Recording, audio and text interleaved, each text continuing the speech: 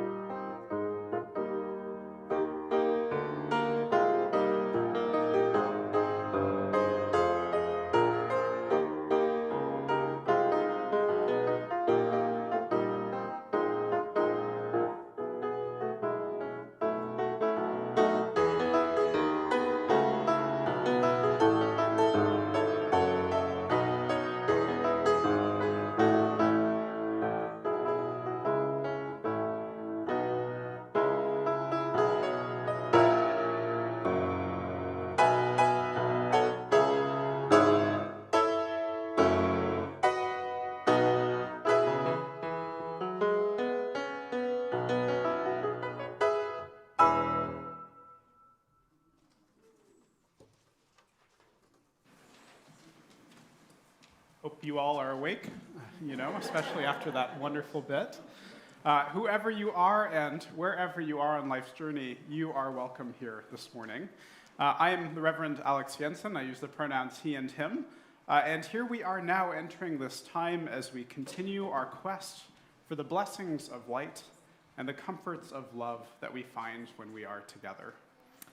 As we settle in, reminding you that all of who you are is welcome, just as you are this morning, hear these words from Reverend Amy Zucker Morgenstern. Blessed is the dark in which our dreams stir and are revealed.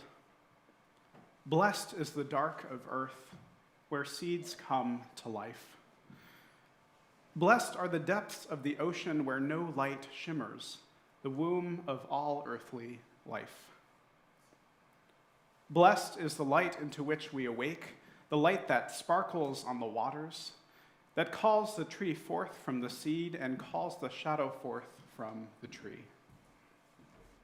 Blessed are we as we move through darkness and through light. And so blessed are we who move in the sacred dance between darkness and light. And so come, now let us worship together. We light our chalice now, the symbol of Unitarian Universalism and a beacon of light and hope for the better world that we seek to create together. I will read our chalice lighting words as Asher and Liesel come forward to light the chalice. Are you willing to do that?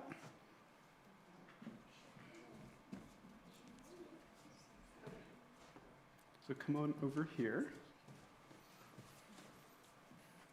Okay, you want to be careful and help each other? And then you're aiming for right there. All right. You want to blow this one out? Oh. There you go. We did it. Thank you so much.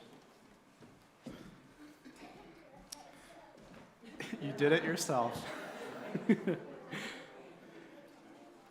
We light the chalice today with Unitarian Universalists around the world. May we take in the wonder of the return of the sun as we light our chalice, and let our own lights warm the world. And just as we kindle our chalice this morning, we also turn to honor the many different seasons of light that we are entering into in this time of the year, this holiday season. We are lighting a candle to represent each of these different traditions, and we're doing that. Each of these candles represents the many different symbols that you'll see before you here for each of the traditions. And we're choosing to light the candles in place of these symbols out of respect for these traditions, knowing that each of these seasons of light sometimes occur at different times and dates. Some it would be too early, and others it would be too late to light a flame for. But we're also lighting these recognizing that some of these traditions might not really be our own to celebrate and honor respectfully. So in place of this, we are lighting a candle for each of these and call in the light that each of these brings. And so we'll start first with the Kinara of Kwanzaa.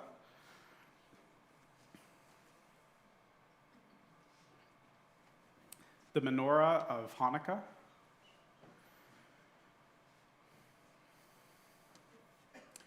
The Buddha and lamp in honor of Bodhi Day, the Buddha's birthday. The Advent wreath for Christmas.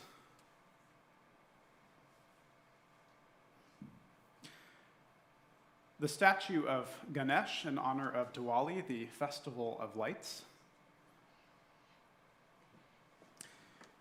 And lastly, the Yule log for the winter solstice.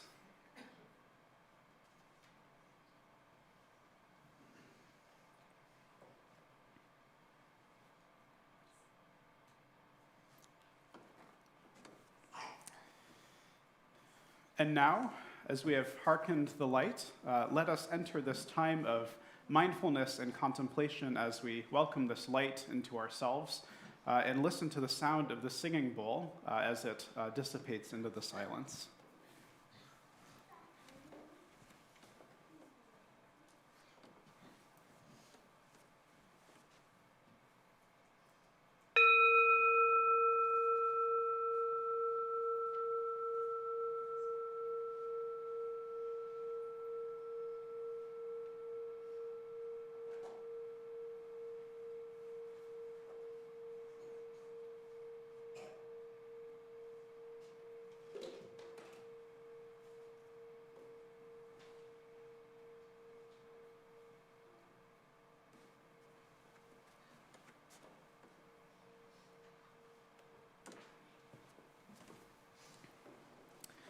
We'll hear now our opening song, a video performance by the UUCGT titled Lean In Toward the Light, written by Carrie Newcomer.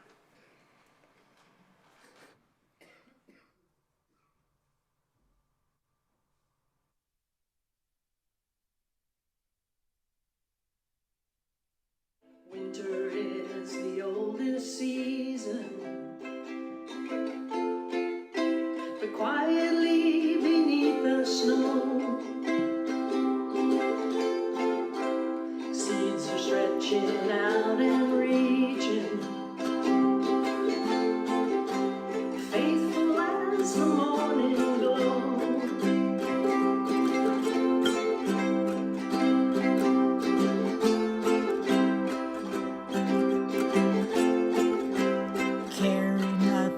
What you must Lean in toward the light. let it go, shake off the dust. Lean in toward the light. Today is now, tomorrow beckons. Lean in toward the light. Practicing resurrection. Lean in toward the light.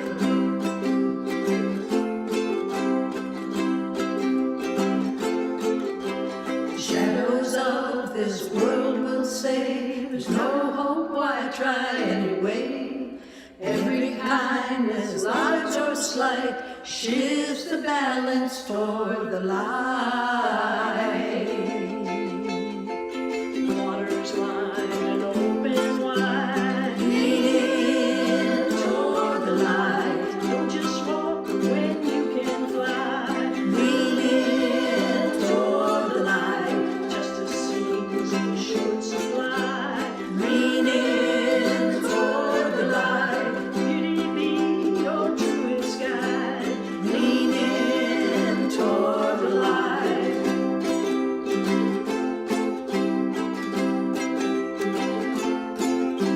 The prayer I pray at eventide. Lean in toward the light. Left undone, I'll put aside. Lean in toward the light. When forgiveness is hard to find.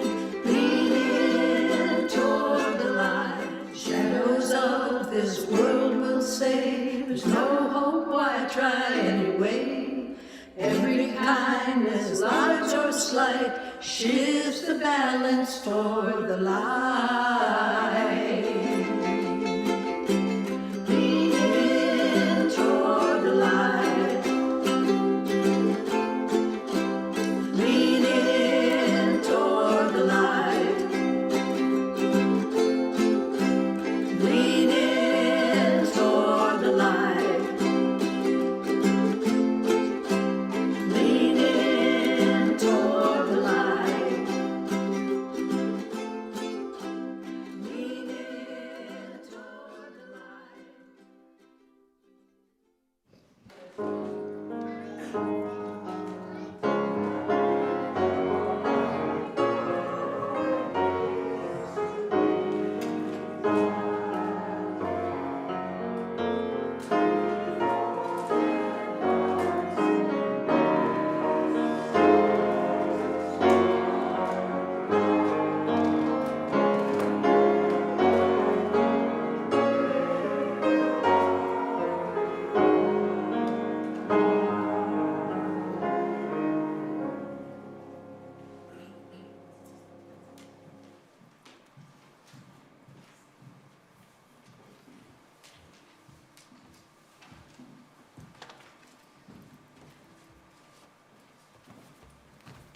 Good morning. So we have 3 people.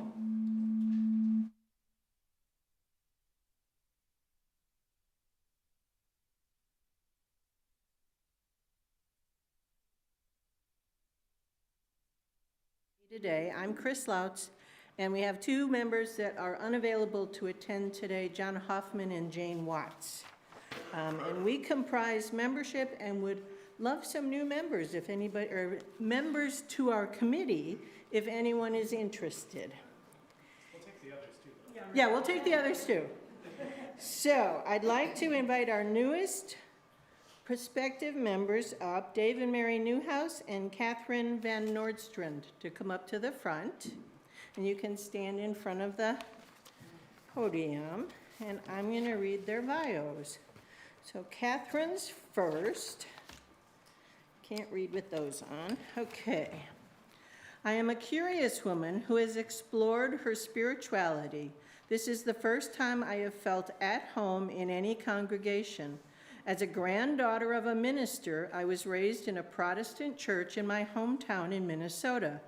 My parents were bewildered at how I asked to visit various churches, synagogues, and places of worship. As an American Sign Language interpreter, I regularly interpreted services for deaf people, but nothing fit right. I learned to express my spirituality through art, music, meditation, and quality time in nature. I wasn't looking for a church when I found this congregation, but it feels like home. Thank you for being such a warm and welcoming community. Next in line, we have Mary Newhouse. Mary and her husband Dave recently moved to Traverse City from Cadillac. She has lived in numerous other places, including Ohio, where she grew up, Washington, D.C., Missouri, Iowa, Indiana, Wisconsin, Utah, and Minnesota. She now finds Traverse City is a great place to retire, and she looks forward to getting to know UUCGT better. She worked as a teacher in marketing for a publisher and as a landscape architect, planning Indiana state parks, U.S. Forest Service recreation and interpretive areas, and national park historic preservation sites. She and Dave owned a Wild Birds Unlimited store in Minnesota where she enjoyed sharing birds and natures with customers. Their son and 3 grandchildren live in Grand Rapids. Her interests include anything nature-related, environmental, and social advocacy, photography and art, especially watercolor painting, reading, hiking, traveling, and enjoying time with family, friends, and puppy Callie. Dave Newhouse is a retired wildlife ecologist, having worked for the U.S. Forest Service, Wisconsin, Utah, and Michigan, the National Audubon Society, Great Lakes Regional Office, and Iowa Department of Natural Resources.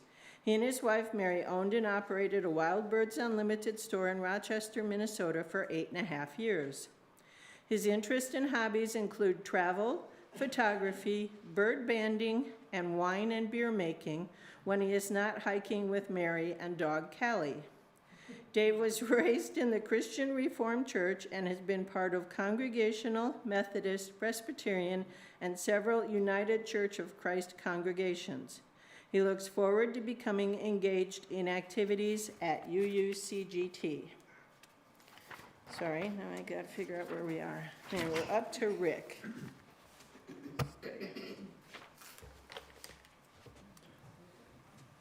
As an introduction to the special time of welcoming new members, it's exciting to be able to see so many new people coming through our doors and those that have joined previously. We, the current members of the Unitarian Universalist congregation of Grand Traverse, welcome you into our circle of love and commitment. May you find comfort here, for life often carries with it pain. So may you find joy in the shared gifts of life and love. May you be challenged here, for questioning is a source of love and learning. May you add your voice to ours, finding harmony in the diversity we affirm. May you build on your faith here, a faith that sustains you during life's transitions. May you find your spiritual home here, creating with us a community that welcomes all. Above all, may you help us to create a better world, cultivating human wholeness and authentic interdependence.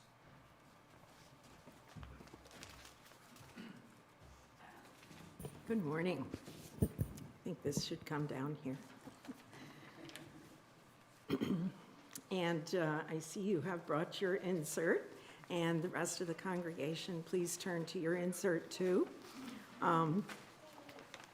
we will, the members, the new members, will read the covenant together, and then the congregation will respond. This is a welcoming the new member reading by Manish Mishra Marzetti. So the new members will recite in unison the new member covenant.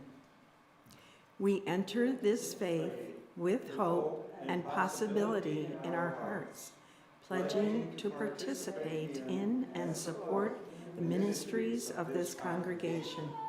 We covenant to remain true to the spirit of love that flows through this church and guides us. We seek your welcome as we join you in this faith. And the congregation will respond. We can all read together. We welcome you as once we were welcomed ourselves. We seek to be open and inclusive, respecting your inherent dignity, your ideas, and your vision, in times when it is easy and in times when it is difficult.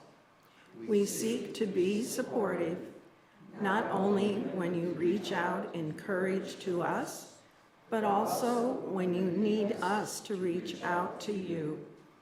In return, we ask that you recognize our humanity.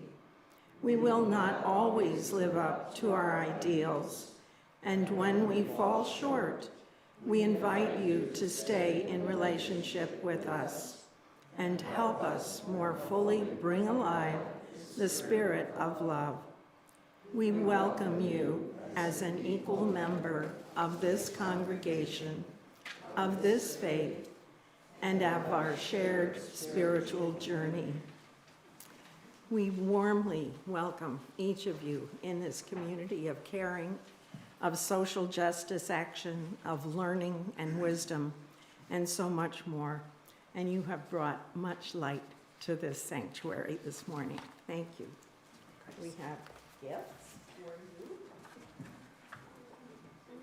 So after the service, if the three of you would stop by the welcome table to sign the membership book, and then we'll have Chris witness it, and we've got one more form for you to fill out. Welcome. These are gifts.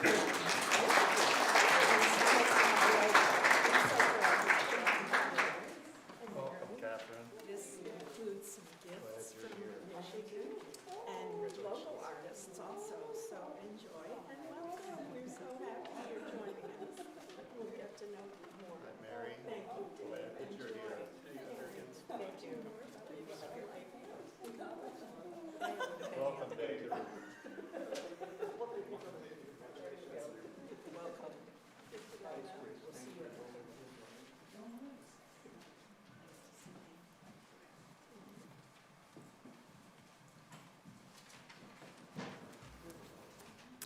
Speaking of light, I hope that we can keep the lights burning in this building as we think about the offering coming up. And I hope that we can lighten the lives and the burdens of those in our wider community.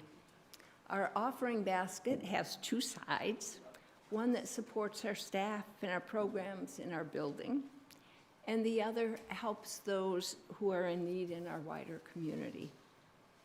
Please give as you are able and know your gifts are so appreciated.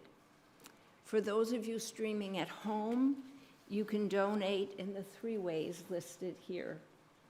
You can mail a check, visit the website and donate there, or download the Vanco mobile faith engagement app on your iPhone. And I have a special announcement to make. For those of you who may remember, in far-off Sweden, on December 13th, the Lucia Day happens when the oldest daughter in each family awakens their family wearing a crown of lights and bringing Lucia buns and juices to her family. So we are joining the Swedes at a distance as we celebrate Santa Lucia Day with our own Santa Lucia Kinsey Hintz.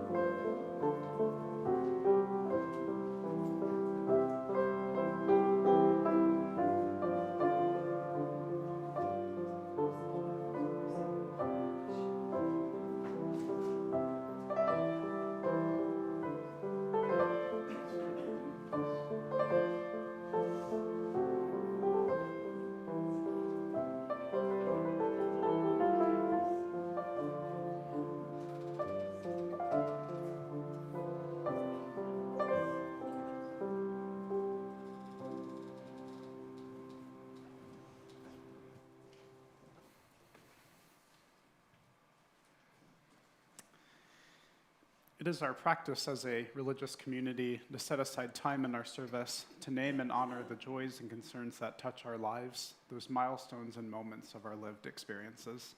I'll be lifting up those joys and concerns that have been offered up for us to hold on our hearts as we are gathered.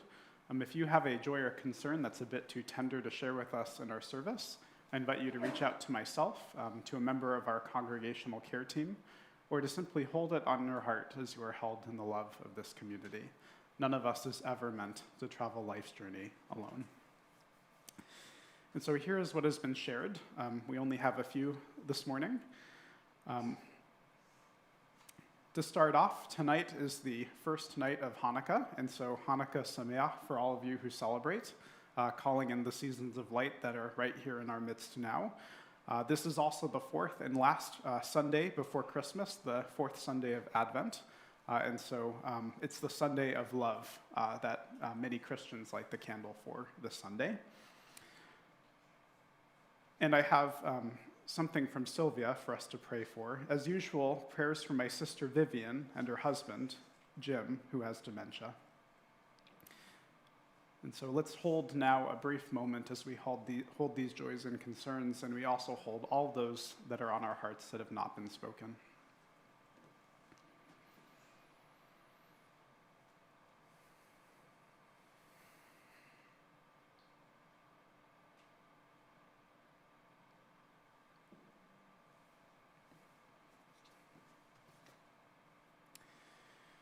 And as we join our hearts in prayer this morning, let us start by breathing deeply as we rest into this space, as we feel comfortable to close our eyes and ground ourselves however we are comfortable.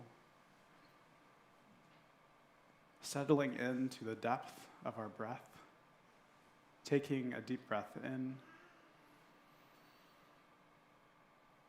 and out.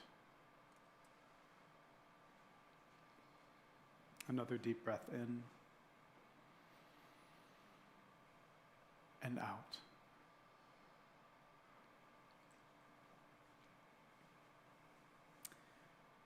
Here we have gathered together to bear witness to this time and season of increasing darkness and shortening days, the time approaching of the longest night. We join with those among us who carry a heaviness on their hearts this morning. As these traditions of light remind us, there is still yet hope that can be found even in the longest of nights. We are grateful for the blessings that touch our lives, reminding us of life's goodness and fullness. As we hold the light and the dark together, as we reflect on the sacred interplay between both darkness and light, may we remind one another of the light always and already found in our midst. May we be glorious lights for each other and for this wider community, knowing that we journey on this winding path together. May it be so, and amen. Mary will now share with you this morning's reading.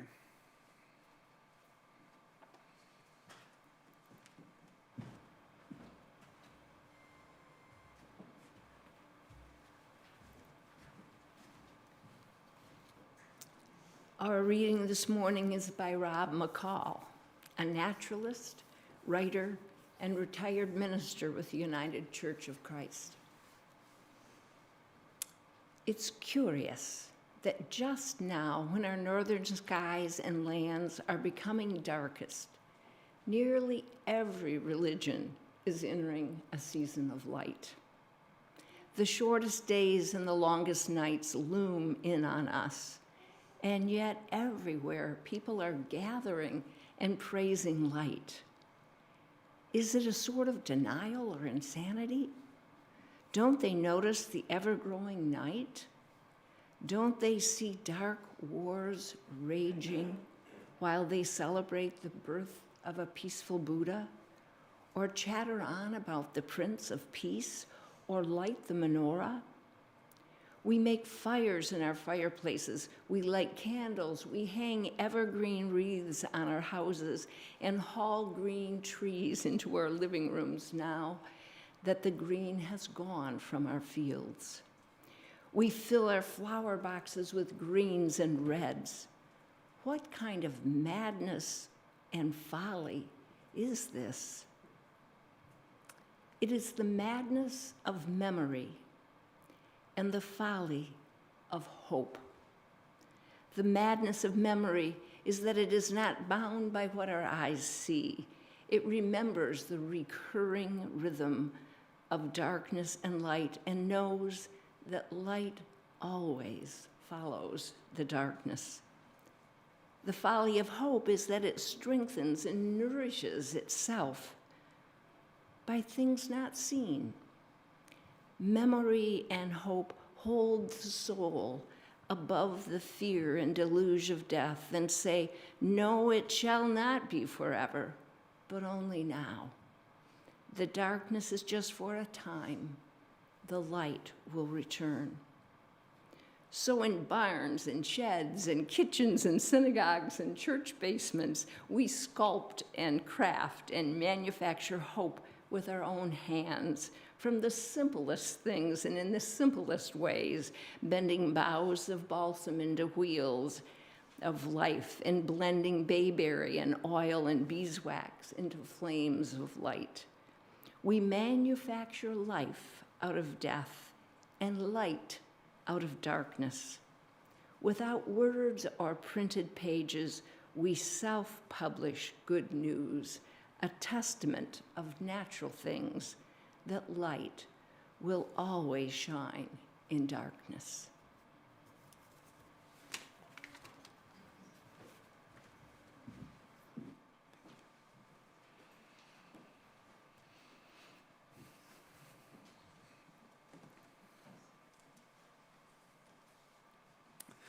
So in this service all about light, I just have to tell you about the magic of my first Christmas Eve service at my grandma's UU church. Some of you may remember my grandma Torch, and to jog your memory a little bit, she's my grandmother with hair the color of a red onion, the same one who writes for what they affectionately have named the gossip column of their church newsletter at the First Unitarian Church of San Jose. That already tells you about everything you need to know about her. This is also the grandmother who takes credit for making me a Unitarian Universalist, who brought me with her to church a long time ago for the first time and had me practically convinced that I was in the right place. And don't worry, I'm still pretty convinced that I'm in the right place. I don't think that's changed very much.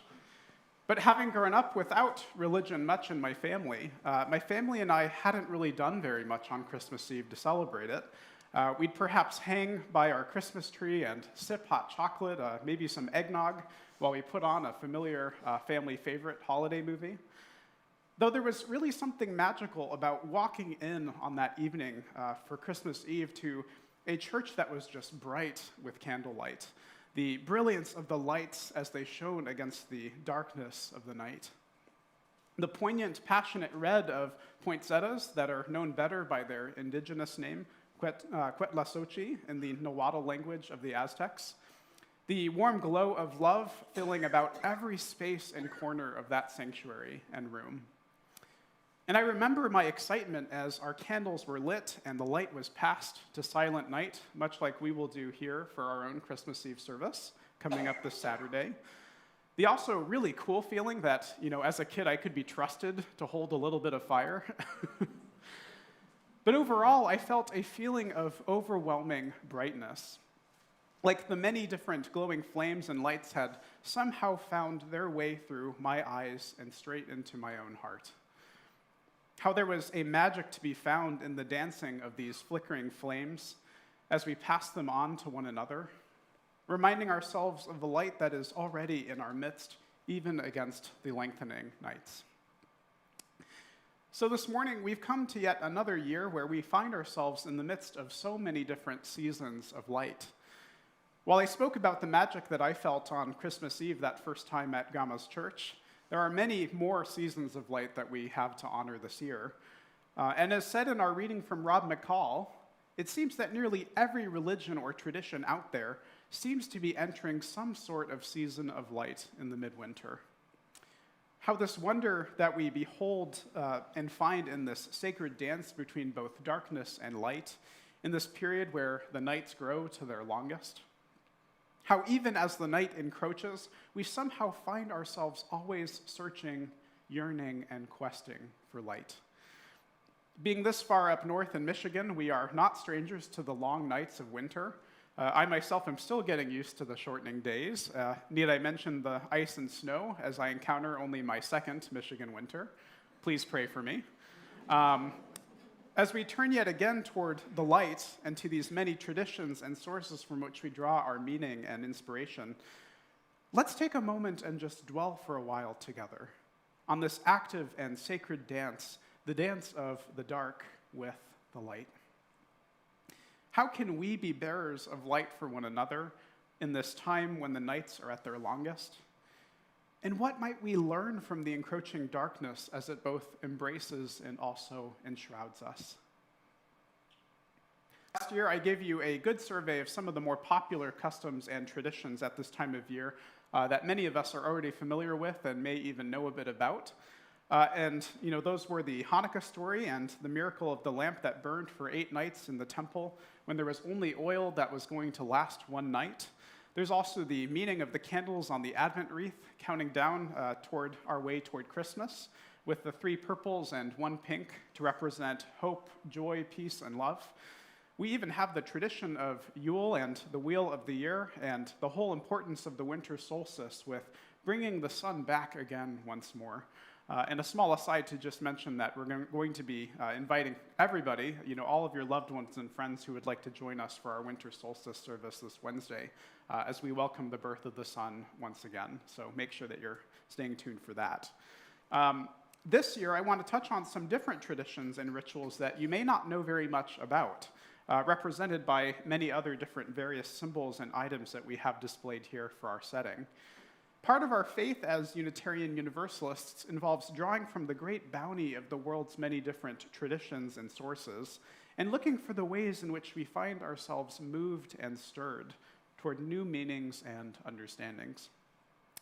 So here are a couple of seasons of light that you may not, or maybe you may even know something about, that also coincide with this time of the year. So Thursday, December 8th, only a few days back, marked the celebration of Bodhi Day, the day on which the Buddha is said to have attained enlightenment. You can call this the Buddha's rebirth day, if you will. The word Bodhi itself means awakening or enlightenment in Sanskrit and Pali, and it's the day in which Siddhartha Gautama, a well-off coddled prince, sat underneath a Bodhi tree to meditate and discover life's true meaning.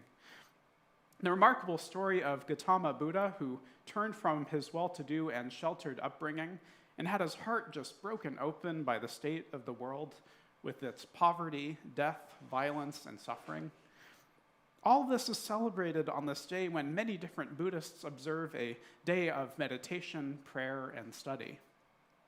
Some even decorate their homes with a sacred fig tree, dressing it in ornaments themselves to represent Buddhism's three great jewels: the jewel of the Buddha, or enlightened one, the Dharma, the way of truth, and the Sangha, the community of those who are on the quest for enlightenment. And so in December, Buddhists light candles and lamps of oil to commemorate the teachings of the Buddha, his attainment of his Buddhahood, and the promise of an end to life's suffering. And so Bodhi Day is our first season that I thought I would share with you that I myself didn't really know very much about before writing this sermon. For our second season, this time of year also marks the celebration of Diwali by Hindu, Jain, and Sikh traditions. And across India and even parts of the United States, the streets and homes are lit up with these very small clay lamps called diyas to celebrate light and the triumph of good over evil. Growing up in the San Francisco Bay Area myself, I was lucky to experience different Diwali celebrations in late October and early November on the streets of my own neighborhood with some of my friends. Sometimes, even when I was out trick-or-treating on Halloween, I was lucky to see small shrines and offerings lit up outside of homes to honor this occasion. And traditionally, prayers begin with praise to the god Ganesh, the god with the head of an elephant, who is the bringer of luck and the remover of obstacles. And these intricate rangoli that look a lot like mandalas that are carefully crafted outside of homes in order to welcome the goddess Lakshmi into their home, and Lakshmi is the goddess of fertility and wealth. The Festival of Lights, as Diwali is translated into English, the focus of this celebration is celebrating the power of good over evil. How King Rama defeated the evil Ravana by lighting rows of those same clay oil lamps.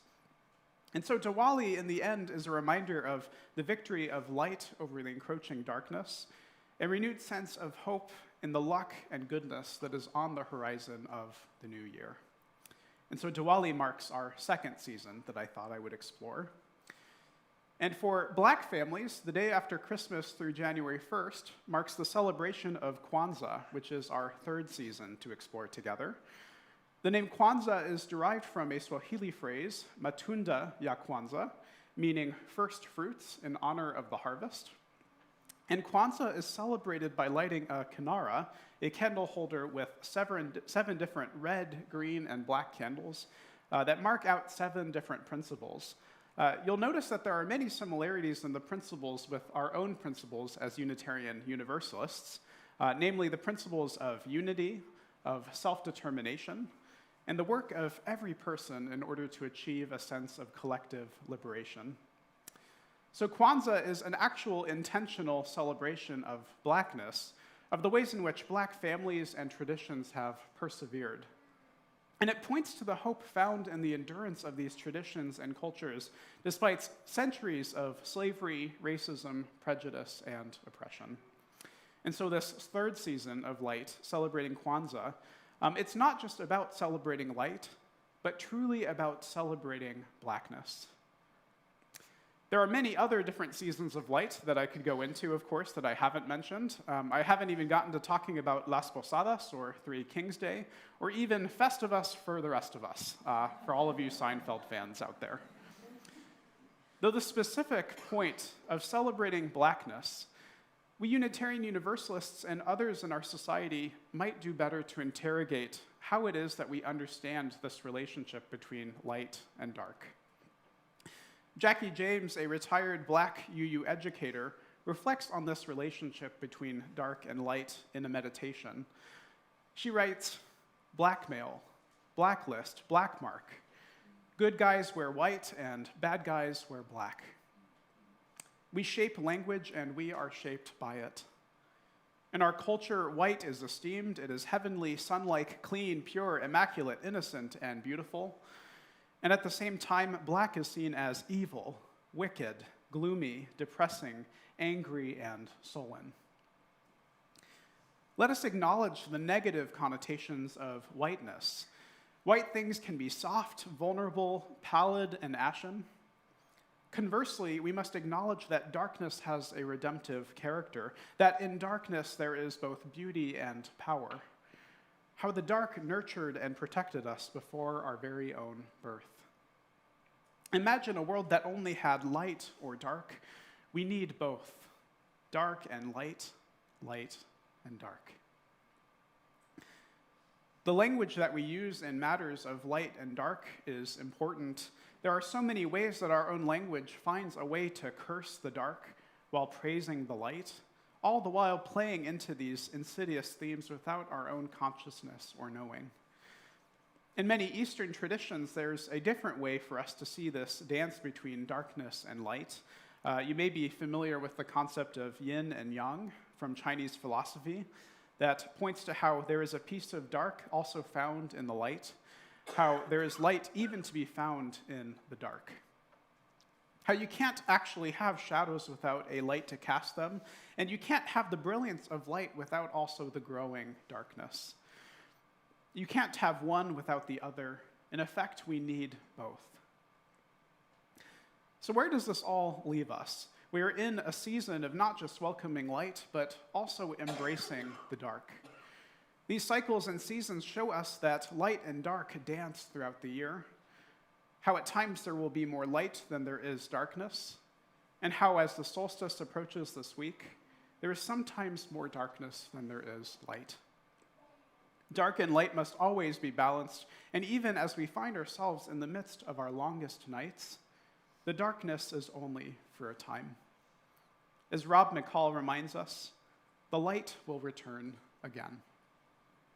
And as these many traditions remind us too, a reminder of the sun's rebirth once again, of the miracle of light found in the darkened temple, of the birth of the Christ to dwell with humanity, of the rebirthday of the Buddha and the promising to suffering's ends, of the ways that darkness and blackness are blessings in of themselves, that the inner light that abides in each of us will carry us through the longest of nights. That in the end, good is still victorious over evil, that love will always have the final say over hatred, that life itself wins over death time and time again. So how will you share your light with this world? What will you share with others in this season of glowing lights and candles? Likewise, how will you embrace the dark? What might you learn as we approach our day with the longest night? The refuge and shelter that we can find in the nurturing dark, like a seed planted deep in the soil. In these glorious seasons of light, no matter how it is that you find yourself deep in the darkness or bounding for the light, may you remember always the promise of this time, that as the dark looms in, so too does the light. That at this dance between darkness and light will always bring us home to gather with others in huddled halls and across laden tables, to show us that the long night is just temporary, that the sun will return to us once more, even when we least expect it. And to that I say, go in peace all, or perhaps I should say, glow in peace. May it be so, and amen. I invite you to rise in body or in spirit and join in singing our closing hymn, number 345 in your gray hymnals. With joy we claim the growing light. Our very own music director, Renee, will lead us.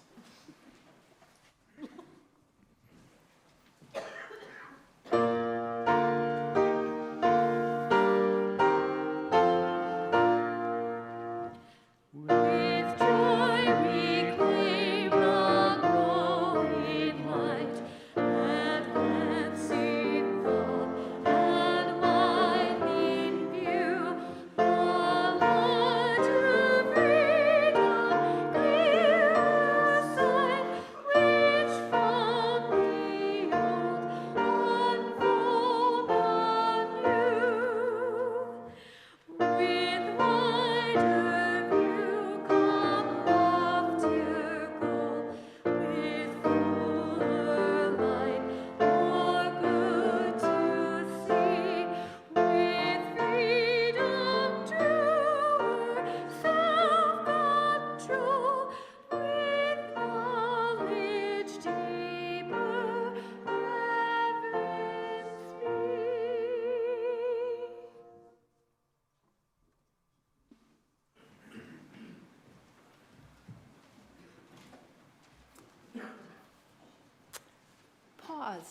just a moment to take in this little light.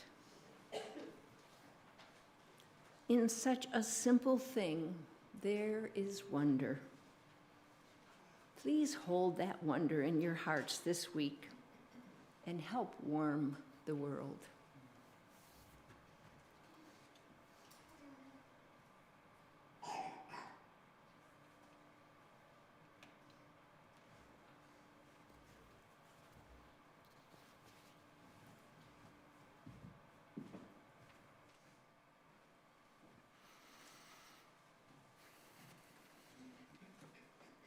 And so, in the spirit of covenant, community, and commitment, and in the spirit of these many lights that we kindle together, may we be made ready to serve one another and to create the world that we so desperately dream of. Go in peace, all. May it be so, and amen. Our service is now at its end, but you know what time it is, that famous time of some announcements before you leave. A reminder that we have a new members' welcome reception following our service in the social hall, where we have some goodies for you to check out. Our winter solstice also is happening this Wednesday at 5:30, and that's when we'll gather and have our ritual at 6. So just to give you the rundown of some of those holidays coming up, this Wednesday for the winter solstice, we'll have some chili and bread. We'll have Song of the Lakes come back this year to perform and play with us. And we also desperately need some help in the kitchen, or also with some other logistics for winter solstice. And so if you just write to me or to any of the members on our team and let us know if you're willing to help out, that would be great. We're really excited about this. Many of you know this, but our Christmas Eve service is happening this Saturday at 4:00 p.m. Here at UUCGT. And a reminder note that we will not be having an in-person Sunday service this Sunday for Christmas Day, that we will instead offer an online service where you can join other Unitarian Universalists at the UU Congregation of Ann Arbor online digitally. So if you'd like a service that day, we have a service for you. We also have a bunch of different books on display out there that somebody has found for you to go home to loving and good homes that will read them. So feel free to stop by. There's a table out there where maybe there's a book or two that'll catch your eye, and we can give these to good homes. So anyway, I know that was a lot. So anyway, let's go now and enjoy some time of fellowship together. Go in peace all and grow in love.